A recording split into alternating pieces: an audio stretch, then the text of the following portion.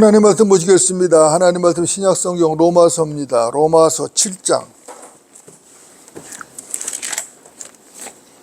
로마서 7장 24절부터 25절입니다. 로마서 7장 24절, 25절 두 구절 보겠습니다.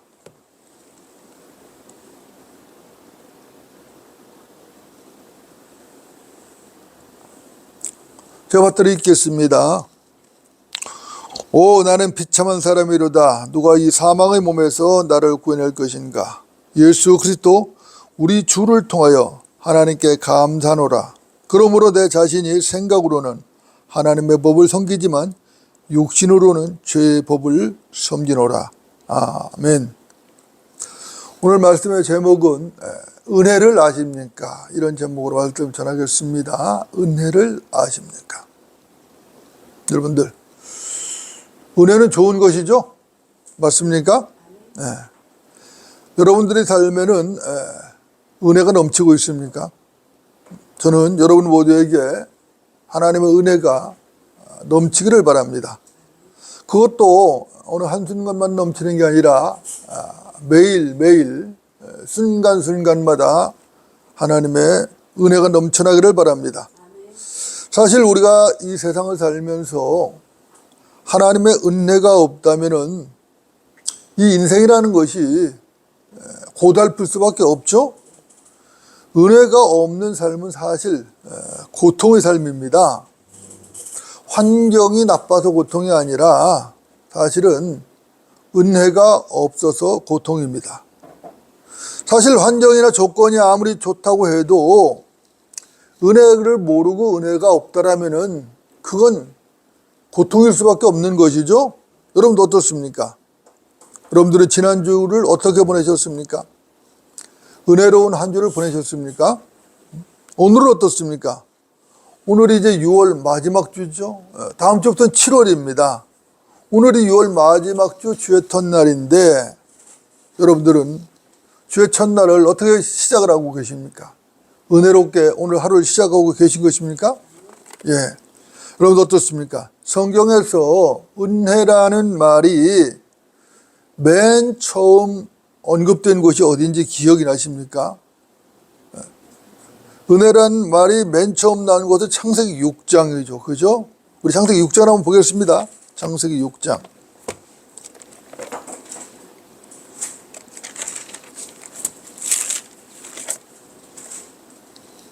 창세기는 모든 것 시작을 알리기 때문에 매우 중요합니다. 그죠? 매우 중요해요. 창세기 6장입니다. 6장 5절부터입니다. 5절부터 9절까지 제가 받들어 읽겠습니다. 하나님께서 사람의 사악함이 세상에 창대해짐과 그 마음의 생각의 모든 상상이 계속해서 악할 뿐임을 보시고 주께서 땅 위에 사람을 지으셨음을 후회하셨으니 그 일이 그의 마음을 비통케 하였더라. 주께서 말씀하시기를 내가 창조한 사람을 지면에서 멸망시키리니 사람과 짐승과 기는 것과 공중의 새들 모두라. 이는 내가 그들을 지었음을 후회함이라 하시니라. 그러나 노아는 주의 눈에서 은혜를 찾았더라. 이것이 노아의 내력이라. 노아는 의인이요 그 당대에 완전한 사람이었으며 하나님과 동행하였더라. 이렇게 말씀하고 있습니다. 그렇죠? 여러분 어떻습니까? 이 본문에는 타락한 인간이 얼마나 고약한 존재인지를 분명하게 말씀하고 있는 것이죠. 오죽했으면, 그죠? 오죽했으면 하나님께서 사람을 지으셨음을 후회를 하셨겠습니까? 그죠? 사실 하나님께서 맨 처음에 아담을 창조하셨을 때는 아주 적지 않은 그런 많은 기대를 하셨을 겁니다. 분명하죠. 여러분 창세기 1장 26절에 보면 우리의 형상대로 우리의 모습을 따라 사람을 만들자 이렇게 말씀하셨거든요. 우리의 형상대로 우리의 모습을 따라. 그러니까 삼위일체 하나님의 형상대로 삼위일체 하나님의 모습을 따라 사람을 만들자고 하셨단 말입니다. 여러분 어떻습니까? 이 말씀은 사실 엄청난 말씀이죠. 실로 엄청난 것입니다. 왜? 하나님의 모습을 따라 하나님의 형상대로 만들어졌단 말입니다. 이거 엄청나죠, 그죠? 하나님께서는 실제로 하나님의 형상대로 하나님의 모습을 따라서 아담을 만드셨습니다. 그리고 그에게 이 지구의 모든 통치권을 주신 것이에요. 그렇죠?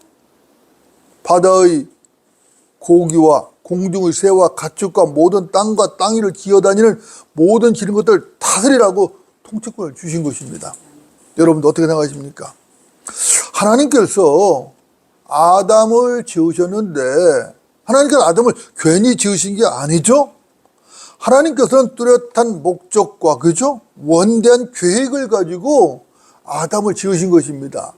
그 원대한 계획이 뭐겠어요? 왕국이죠. 그죠? 그런데 사람의 하나님의 형상대로 이게 지음을 받았는데 또 하나님의 모습대로 지음을 받았는데 이것은 굉장히 특권이죠. 그 온 지구를 다스릴 그러한 존재로서 사람을 만드시고, 그죠? 그 사람 자체를 하나님의 모습에 따라 하나님의 형상대로 만드셨단 말입니다. 엄청난 특권인 것이죠. 그죠? 피조물이 창조주의 모습을 따라 창조주의 형상대로 지음받았다는 것은 이거 보통 특권이 아닌 것입니다. 이것은 참으로 놀랍고도 경이로운 사건이죠. 그죠? 그런데 어떻게 되었는가? 아담은 하나님의 말씀을 무시했죠. 하나님의 말씀을 무시하고 타락을 했단 말입니다. 아담은 타락으로 어떻게 됐어요? 영이 죽어버렸죠. 그렇죠? 그리고 하나님의 형상이 깨어져 버렸단 말입니다. 하나님께서는 아담과 이브에게 형벌도 선포하셨죠. 그럼에도 불구하고 하나님께서는 아담 부부에게 손수 양을 잡아서 가죽 옷을 입혀주셨단 말입니다. 이것은 분명하고 위대한 것이죠. 이거 예표적 사건입니다. 이 사건은 인류 역사 4,000년이 지난 후에 갈보리 십자가에서 구체적인 현실로 나타났습니다. 갈보리 십자가에서 피 흘려 죽으신 주 예수 그리스도, 그분은 그 에덴에서 있었던 그 가죽옷을 예표하는 것이죠. 가죽옷은 성취인 것입니다. 가죽옷은 모형이고 하나님의 의신 예수 그리스도는 그 가죽옷의 원형이 된 것이죠. 하지만 그 당시 아담, 그 에덴에 있었을 때 타락 당시 아담에게는 이게 현실은 아니었죠. 아담은 여전히 분명히 영이 죽어버렸고 동산에도 쫓겨나서 하나님의 형성도 잃어버린 채 자식들을 낳을 수밖에 없는 그런 존재가 되어버린 것이죠. 창세기 5장 5절부터 분명히 말씀합니다. 아담이 130년을 살며 자기의 모습대로 자기의 형상을 따라 아들을 낳아. 그죠? 그의 이름을 셋이라 불렀더라. 셋을 낳은 후 아담의 날들이 800년이었고 아들들과 딸들을 낳았더라. 아담이 살았던 모든 날들이 930년이었고 그가 죽으니라. 이렇게 말씀하거든요. 자, 자기의 모습대로 자기의 형상을 따라 아들들을 낳았어요. 하나님의 모습대로 하나님의 형상을 따라 자녀를 번식시켜야 되는데 그가 범죄함으로 말미암아 하나님의 형상이 깨어져 버리고 자기 모습대로 자기 형상을 따라 자식들을 낳고 말았다는 것입니다. 그렇죠? 이후에 아담의 후손들이 번성했는데 죄악이 만역을 해버렸죠. 여기에 하나님의 아들들이 이 땅에 내려와서 사람의 딸들과 결합을 했죠. 그래서 거인들을 낳았단 말입니다. 사람의 사악함이 그래서 이 세상에 더욱더 창대하게 되었던 것이죠. 그래서 하나님께서 사람을 지은 걸 후회하셨단 말입니다. 성경은 이 점을 분명하게 지적을 하고 있어요. 하나님께서 왜 비통해 하시며 후회를 하셨는가? 사람의 사악함이 세상에 창대해졌고, 그죠? 계속해서 악해져만 갔다는 것입니다. 사실 하나님은 은사 부르심에 후회가 없으신 분이시죠? 그럼에도 불구하고 그 당시에 하나님께서 후회하셨다는 것은 그 당시에 타락상이 얼마나 극심했는가를 여실히 보여주는 것인 것이죠. 하나님께서는 비통한 마음으로 후회하시며 온 지구를 홍수로 쓸어부시기로 작정을 하셨어요. 그런데 단 한 사람, 독특한 사람이 있었습니다. 여러분, 그가 누구죠? 노아죠, 그죠? 그는 주의 눈에서 은혜를 찾는 노아였던 것이죠. 그러나 노아는 주의 눈에서 은혜를 찾았더라. 8절 말씀이죠. 이것은 놀라운 것입니다. 그죠? 온 세상이 사악과 부패함에 빠졌어요. 폭력으로 가득 찼습니다. 그런데 유독 노아만큼은 그런 세상에 휩쓸리지 않고 주의 눈에서 은혜를 찾았다고 성경은 말씀합니다. 여기에서 성경 최초로 은혜라는 말이 쓰인 것입니다. 여러분도 어떻습니까?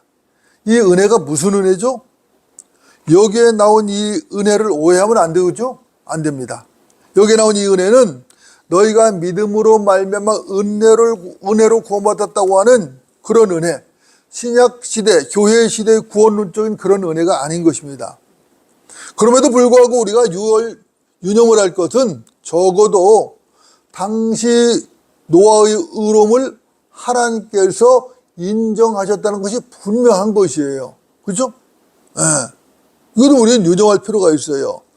구절을 보면 분명하죠. 이것이 노아의 내력이라. 노아는 의인이요 그 당대에 완전한 사람이었으며 하나님과 동행하였더라. 그죠?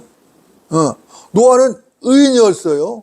그리고 그 당대에 완전했다는 것입니다. 완전한 사람이고 하나님과 동행을 했다는 것이에요. 물론 이 말은 노아가 죄가 없는 의로운 사람이었다 이런 말은 아닙니다. 하지만 노아는 당대에 하나님께로부터 최소한 완전한 사람이라는 평가를 받았어요. 여기서 완전하다는 이 말은 히브리어라면 타밈이라는 말인데 흠이 없다 이런 뜻이에요. 그러니까 노아는 흠이 없었다는 것이에요. 이 말은 욥기 1장 1절과 8절에서도 쓰였는데 욥에게 쓰였습니다. 하나님께서는 욥에게도 완전하고 정직하다라고 하셨어요. 그러나 구약에서 의인이라거나 완전하다는 이 말은 죄가 전혀 없어서 의롭거나 완전한 이런 말은 아니라는 것입니다. 그래서 여기에서 우리가 주의를 해야 된다는 것이에요. 단지 이 말은 그때에 제기되었던 어떤 문제나 그 주제에 대해서 의롭고 완전하다는 뜻이라는 것을 잊어서는 안 되는 것이에요. 그러니까 노아는 당대 마녀는 그 죄가 뭐였었죠? 성적 타락이었죠. 동성이었죠. 이 부분에 대해서 거기에 동참하지 않았고 의로웠고 완전했다고 지금 하나님께서 말씀을 하신 것이에요. 여러분도 어떻습니까? 특히 그 당시에 문제가 되었던 것도 여러분이 아시는 대로 동성애 죄죠? 동성애란 말입니다. 그 당시에 특히 문제가 된 게 성적 타락이었어요. 노아는 타락한 전사들과 그의 후손인 거인족들이 만연시킨 동성연애를 비롯한 성적인 타락에 동참하지 않았던 것이에요. 이 점에서 의롭고 완전했다라고 지금 성경은 말씀을 하고 있는 것입니다. 물론 노아도 홍수 후에는 어떻게 됐죠? 포도주를 먹고 취했어요. 그렇죠? 술에 취해가지고 자기 아들 함이 동성애라는 그 악한 죄를 자기에게 저지르는데 빌미를 제공했죠. 그리고 자기 손자 카나안을 저주로 하는 비극을 초래했습니다. 이 술 취함이 원인이었죠. 그죠? 원인이었어요. 최소한 하지만은 홍수 이전의 노아는 성적 타락에 빠지지 않았고 하나님 말씀에 귀를 기울이며 완전하고 의롭다라는 평가를 받았다는 것입니다. 이 점에서 노아는 당대의 의인이었던 것이고 하나님의 평가는 정확했던 것이죠. 이것을 성경은 노아가 주의 눈에서 은혜를 찾았다라고 표현을 하고 있는 것입니다. 그리고 노아는 하나님과 동행했다고 말씀했죠. 이 점에서 노아는 300년간 하나님과 동행한 노아의 증조부와 닮은 모습을 보이고 있는 것입니다. 노아의 증조부가 누구죠? 에녹이죠. 에녹은 300년간 하나님과 동행을 하다 없어졌죠. 그 증조부를 따라서 이 노아도 하나님과 동행을 했던 것입니다. 이 점에서 노아는 에녹을 닮았어요. 하나님께서 후회하시며 피통하실 정도로 사악한 세상에서 오직 노아만이 당시 타락한 천사들이 가져온 타락한 풍속들 속에서 순수성을 지켰던 것이죠. 그러면 이거 요즘 말하면 성별이죠. 성별된 삶을 살았던 것이에요. 그러면서 주의 눈에서 은혜를 찾고 있었던 것이죠. 그러니까 하나님과 당대의 의인이요 완전한 사람이라고 평가를 하시는 것은 너무나도 당연했던 것이죠. 그렇죠? 노아가 120년간 하나님의 말씀에 의지해서 오직 방주를 만들지 않았습니까? 방주를 만들었거든요.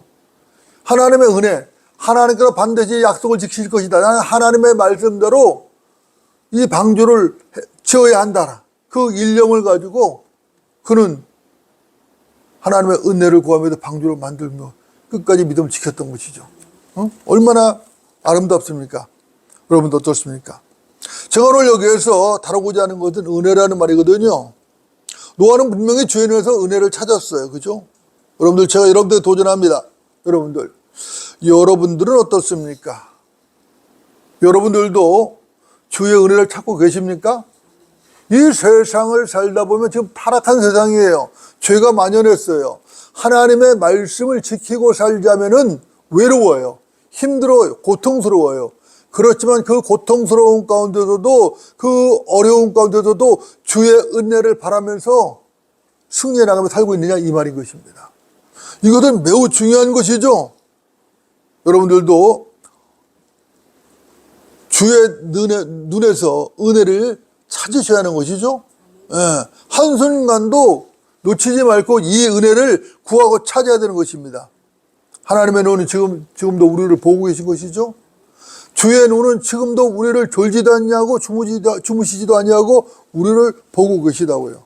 눈동자처럼 지키고 계시다고. 여러분 어떻습니까? 이 세상 누구도 주의 눈을 벗어날 수 있는 사람은 없죠. 왜 그렇죠? 그분은 전지전능하시잖아요.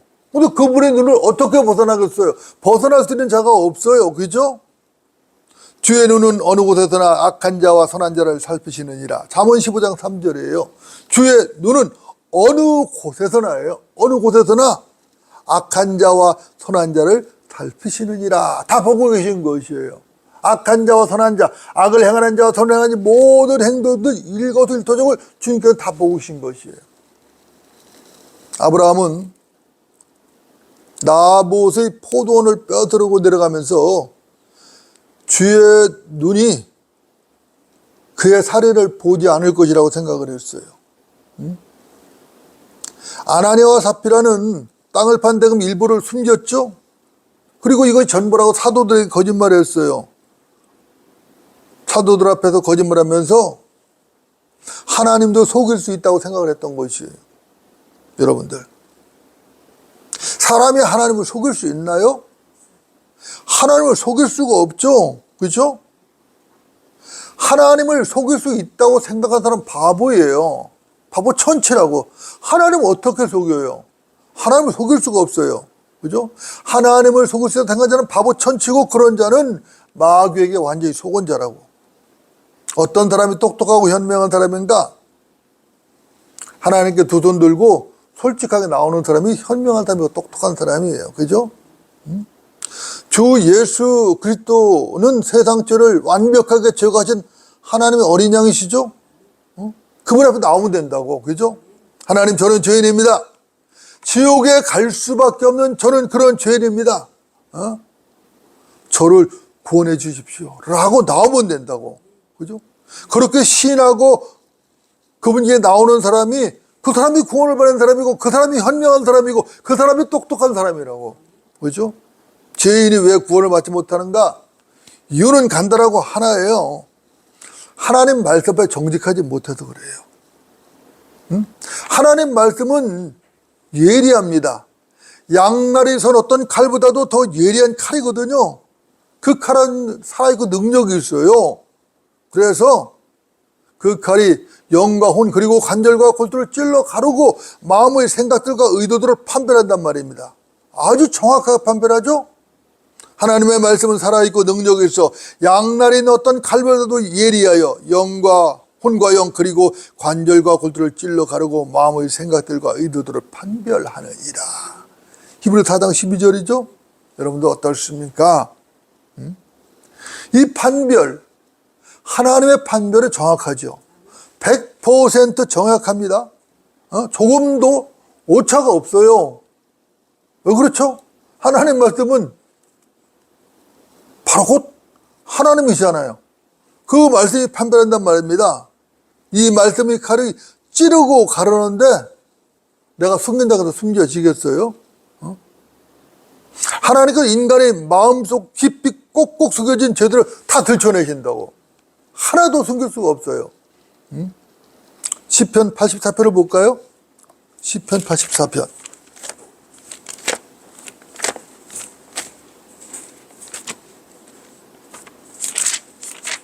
(84편) 11절입니다. 시편 84편 11절. 자, 제가 드리겠습니다. 주 하나님은 태양이시요 방패시니 주께서 은혜와 영광을 주시며 정직하게 행하는 자들에게 좋은 것을 아끼지 아니하시리이다 그랬어요. 정직하게 행하는 자들에게, 그죠? 좋은 것을 아끼지 아니하실 거라고 말씀했거든요. 그렇죠? 예. 우리는 하나님 앞에 정직해야 합니다. 그렇죠? 예. 빛이신 하나님을 속일 수가 없어요. 그죠? 죄인이 어떻게 구원을 받는가? 주 예수를 믿음으로 구원받죠. 그죠? 주 예수를 어떻게 믿어야 되는가? 마음으로 믿어야 되죠? 그죠? 이는 사람이 마음으로 믿어 의에 이르고 입으로 고백하여 구원에 이르기 때문이라. 로마서 10장 10절이죠? 이는 사람이 마음으로 믿어 의에 이르고 입으로 고백하여 구원에 이르기 때문이라. 그죠? 그러므로 예수들을 마음으로 믿고 구세주로 영접하라는 얘기예요. 그죠? 여러분 어떻습니까? 주 예수 또 그분이 나의 죄를 대속하고 나에게 그분의 생명을 주시기 위하여 오셨죠? 그분은 하나님의 생명으로 이 땅에 오셨습니다. 하나님의 아들이시에요. 그분이 나의 죄를 위해서 성경대로 죽으시고 장사되셨다가 성경대로 셋째 날에 부활하신 그리스도란 말입니다. 그분이 나의 구세주예요. 이 사실을 믿어야 되는 거예요. 그분께서 갈보리 십자가에서 흘리신 피가 나의 모든 죄를 제거한단 말입니다. 여러분 어떻습니까? 만약 내가 죄인이 아니라면은 구세주가 필요 없죠. 그죠? 또한 내가 내 죄의 문제를 스스로 해결할 수만 있다라면은 그래도 구세주는 필요 없는 거예요. 필요 없죠. 내가 죄가 없다거나 내가 제 문제를 스스로 해결할 수 있어. 그럼 구세주 따위는 필요 없는 겁니다. 그죠? 나에게 구세주가 필요하다는 것은 내가 지옥에 갈 수밖에 없는 죄인이 분명한 것이고 나 스스로는 죄의 문제를 도저히 해결할 수 없기 때문에 구세주가 필요한 것이에요. 이것을 깨달아야 자기 존재와 자기의 능력을 깨달아야 그 한계를 깨달아야 비로소 주님을 인정하게 되고 주님을 찾게 되는 거지. 자기 내 스스로는 정말 나는 죄인이고 내 스스로는 내 죄 문제를 도저히 해결할 수가 없구나. 나는 지옥에 갈 수밖에 없구나. 이것을 깨달아야 비참해진다고 자신이. 비참해지셔야 주님을 찾는다고. 내가 여기서 어떻게 벗어날 수 있을까? 어떻게 하면 이 문제를 해결할 수 있을까? 이걸 갈망해야 주를 찾는다고. 그렇지 않다면은 구세주를 찾을 이유가 없죠. 찾을 필요도 없어요. 왜? 내가 죄가 없는데 구세주를 왜 찾습니까? 내가 죄가 없는데 왜 구세주가 필요한 거예요? 예를 들어 보자고요. 어느 건물에 내 집에 화재가 났다고 가정을 해봅시다. 근데 불을 내가 끌 수 있어요. 그러면 119에 연락할 필요가 없죠. 제가 꺼버리면 되죠. 그죠? 근데 난 도저히 못 꺼. 어떻게 해야 돼요? 119를 불러야죠. 급하게 불러야죠. 그렇잖아요? 아니면 내 집에 불이 안 났어. 119를 왜 불러요? 소방서를 왜 불러요? 불릴 이유가 없단 말입니다. 그죠? 이유가 없어요. 마찬가지입니다. 마찬가지예요. 정말로 내가 죄인이 아니라면 구세주가 필요 없는 것이고 내가 스스로 죄 문제를 해결할 수 있다라면은 구세주를 찾을 이유가 없어요. 그런데 그렇지 못하기 때문에 구세주가 필요한 것이에요. 세상 죄를 완전히 제거하신 하나님의 어린 양, 그 보혈로 죄를 용서하신 그분을 찾는 겁니다. 만약에 구세주가 필요 없다고 생각하는 사람은 그 사람은 저주에 빠진 거예요. 엄청난 저주에 빠진 거예요. 그건. 그죠? 엄청난 저주에 스스로 빠져버린 것이에요. 여러분 어떻습니까? 사실 타락한 아담은 마땅히 저주를 받아야 할 존재였었죠. 그럼에도 불구하고 하나님께서 가죽옷을 입혀주신 것이에요. 그죠? 죄의 대가로 형벌은 받았죠. 그죠? 이마에 땀을 흘려야 되고, 그죠? 수고를 해야 돼요. 그래야 거기에서 노력을 수고를 먹을 수가 있어요. 땀의 대가를 먹을 수 있다고. 여자도 마찬가지죠. 탄고의 고통을 겪어야 되고, 평생 남편에게 의지를 해야 돼요. 그죠? 그런 형벌을 받았지만은 저주를 내지는 않으셨어요. 뱀은 저주를 받았죠? 아담의 죄로 땅도 저주를 받았습니다. 그런 아담에게는 가죽옷이 입혀졌어요. 범죄한 아담에게 하나님께서 가죽옷을 입혀주심으로 말미암아 아담이 하나님의 형상을 회복할 수 있는 길을 열어주셨단 말입니다. 너희가 믿음으로 말미암아 은혜로 구원을 받았더니 이것은 너희에게서 난 것이 아니요 하나님의 선물이라. 행위에서 난 것이 아니니 아무도 자랑하지 못하게 하려 하심이라. 에베소 2장 8절 9절 말씀이죠. 자, 너희가 믿음으로 말미암아 은혜로 구원을 받았다는 것이에요. 이것이 너에게 난 것이 아니라는 것이에요. 이것은 하나님의 선물이라고 분명히 말씀하죠. 행위에서 난 것이 아니라는 것이에요. 왜 행위에서 난 것이 아니냐? 아무도 자랑하지 못하게 하시려고 하나님의 선물로 주신 것이지 너희 행위의 건강이 아니라는 것이에요. 아담에게 가죽옷이 입혀졌듯이 그리스도인들에게도 값없이 하나님의 의가 입혀진 것이죠. 예수 그리스도의 피로 씻기고 하나님의 의가 입혀진 것입니다. 또 그것이 범죄한 한 사람으로 인한 것과는 다르지만 그 선물도 그러하도다. 이는 심판은 한 사람으로 말미암아 죄에 이르렀지만 값없는 선물은 많은 범죄로 인해 의롭다 하심에 이르렀기 때문이라. 한 사람의 범죄로 말미암아 사망이 그 한 사람으로 인하여 굴림하였다면 더욱더 은혜의 풍성함과 의의 선물을 넘치도록 받는 사람들이 한 사람 예수 그리스도로 인하여 생명 안에서 굴림할 것이니라. 그러므로 한 사람의 범죄로 말미암아 심판이 모든 사람에게 임하여 정죄에 이른 것 같이 한 사람의 의로 말미암아 값없는 선물이 모든 사람에게 임하여 생명의 의롭다 하심에 이르렀느니라. 로마서 5장 16절부터 18절 말씀입니다. 은혜로운 말씀이죠. 한 사람 아담으로 인해서 정죄와 사망의 심판이 모든 사람에게 굴려하였지만은 한 사람 예수로 말미암아 값없는 의의 선물이 모든 사람에게 이르렀다는 것이에요. 그래서 생명의 새롭게 하시면 이르렀다고 지금 말씀하고 있는 것이에요. 얼마나 위대합니까? 여러분 어떻습니까? 엄청난 은혜죠. 그죠? 이것은 계산조차 할 수 없는 은혜입니다. 그죠? 큰 은혜예요. 여러분들 맞습니까? 자, 이제 로마서 7장을 보고 정리를 하겠습니다. 로마 7장으로 다시 돌아갑니다. 로마서 7장 본문입니다. 로마서 7장.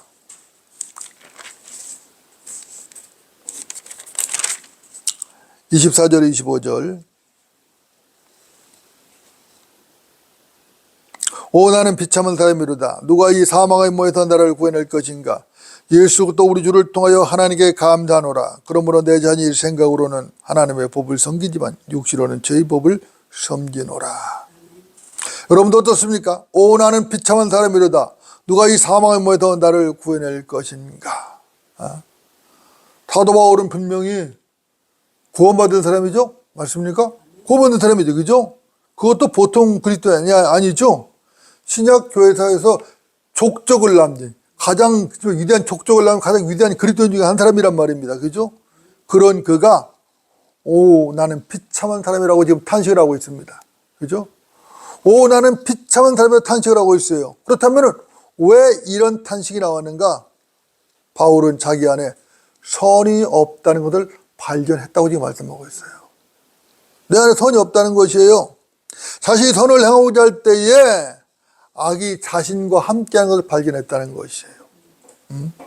바울은 도저히 선을 행할 수 없는 자신을 발견했던 것입니다. 그래서 오늘 나는 비참한 삶이라고 말씀했죠. 누가 이 상황을 나를 구해낼 것인가 라고 지금 탄식을 했던 것이에요. 그리고 이어진 탄식이 그렇죠? 바로 누가 이 사망의 몸에서 나를 구해낼 것인가. 그렇죠? 여러분도 어떻습니까? 제가 여러분들에게 도전합니다. 여러분은 이런 탄식을 해보셨습니까? 만약에 이런 탄식을 해본 적 없다면 하나님의 은혜에 대해서 말할 자격이 없어요. 자격이 없는 겁니다. 왜 이런 탄식이 나오지 않는 것인가? 교만해서 그런 것이에요. 교만하니까 어떻게 되죠? 자기 자신을 모르는 것이에요. 자기 자신의 존재를 알아야지 겸손한 자로 내려가는 거거든요. 근데 자기 존재를 몰라. 그러니까 겸손으로 내려갈 수가 없어요. 겸손의 자리로 내려갈 수가 없어요. 자기 자신을 모른다면은 교만할 수밖에 없어요. 오직 자기 자신을 아는 사람만이 겸손해집니다. 겸손해지는 거예요. 그러다 보면 하나님의 무릎을 꿇는 겁니다. 주님, 제가 죄인입니다. 지금 당장에도 지옥에 던져질 수밖에 없는 그런 죄인입니다. 주께서 나를 지금 당장 지옥에 던져도 나는 할 말이 없습니다. 저를 불쌍히 여기시고 자비를 베풀어 주십시오. 라고 눈물을 쏟으면서 주님 앞에 무릎 꿇고 고개를 떨굴 수밖에 없는 것이에요. 여러분 어떻습니까? 그렇지 않습니까? 저는 그렇게 생각합니다. 죄가 많아진 곳에 은혜가 더욱 넘쳤나니. 그렇죠? 로마서 5장 20절입니다. 죄가 많아진 곳에 은혜가 넘친 것이에요. 제가 자신의 죄를 깨달은 만큼, 내가 내 죄를 깨달은 만큼 하나님의 은혜를 알게 되는 것이에요. 내가 죄가 없다고 하나님의 은혜가 없죠. 내가 정말로 영원한 지옥 불문에 던질 수밖에 없는 죄인인데 그 죄인을 주님께서 구원해 주셨기 때문에 감사가 넘치는 것이에요. 은혜가 넘쳐나는 것이에요. 죄가 많아진 곳에 은혜가 더욱 넘쳤나니. 이 말씀 한마디가 우리 가슴을 치는 것입니다. 진리는 분명하고 명쾌한 것이죠. 자기의 죄를 아는 만큼 하나님의 은혜를 알 수 있습니다. 사도 바울은 이렇게 고백합니다. 내가 한 법을 발견하노니 그것은 내가 선을 행하고자 할 때에 악이 나와 함께 있다는 것이라. 로마서 7장 21절이에요. 내가 선을 행하고자 할 때에 악이 나와 함께 있다는 것이에요. 어떤 목사님이 이런 말씀을 했다고 합니다. 나는 기도하면서도 죄를 짓고 내가 복음을 전하면서도 죄를 범한다. 나의 회개에도 회개가 필요하고 내가 흘리는 눈물조차 그렇게 피로 씻기지 않으면 안 된다. 여러분도 어떻습니까? 이렇게 말한, 이렇게 고백한 이 목사님이 형편없는 목사라고 생각하십니까? 아니, 그렇지 않죠? 이분은 정말로 하나님의 은혜를 아시는 분이에요. 자기 존재를 알고 하나님의 은혜를 아시는 분이라고. 이분은 인간의 가증한 본성을 아시는 분이에요. 우리는 지극히 거룩하고 성결한 그 순간에도 순간순간 죄에 사로잡힐 수밖에 없는 게 우리예요. 이 속에서 죄의 성품이 끔들거리며 순식간에 나 자신을 원치 않는 죄로 이끌어가고 있는 것이죠. 이래서 사도 바울이 탄식을 하는 거예요.